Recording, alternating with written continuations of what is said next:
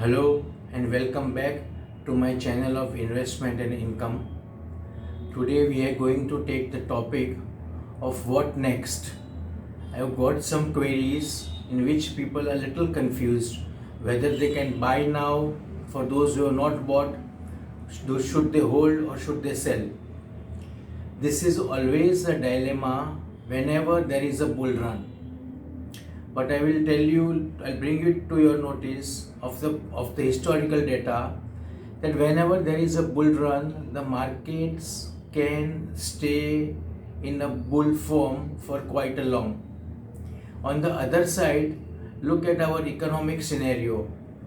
The economic scenario is such that the effects of corona, what was felt on the GDP or the downgrading of the company's earnings and all has been negated. The economy looks like it is still going up in a vertical form. The companies are using whatever income they have, all those who have extra cash are reducing their debt. The US Treasury, Federal Treasury we have depended a lot on them.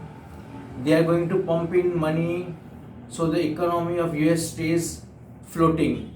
That also will have an effect on our markets. The companies are being re-rated right now because of all things positive coming up. If we look at the company's earnings, forward earnings of FY22, then the PE ratio of BSE index looks comfortable to the analyst. That means there is still scope for the prices to go up. There is no nervousness about it. Whenever such situations happen, people always wonder, it has gone too high. Will it fall? Will it fall? Should I stay invested? The question is, once I have given in my introductory videos, fear and greed are the two main emotions that drive a person's sentiment. In this case, right now, the fear too much is not called for. At the same time, we cannot throw caution to the winds. We have to be just cautious. But it's a bull run.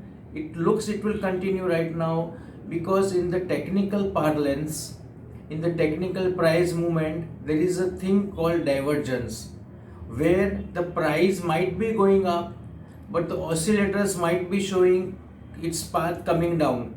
That is still not seen, neither in the short-term oscillators nor in the long-term oscillators. So any weakness in the short few days is ruled out.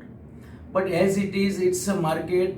It has run up very high, very fast, and it has literally reached phenomenal rates. There can be corrections and there will be corrections, but those corrections might be small.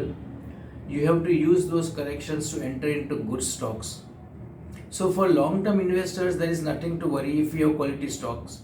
For those investors who have entered with a trading investment cycle, and if they are 10 to 20% plus on their profits from the price they have bought, they can start selling partially. Don't sell at one go.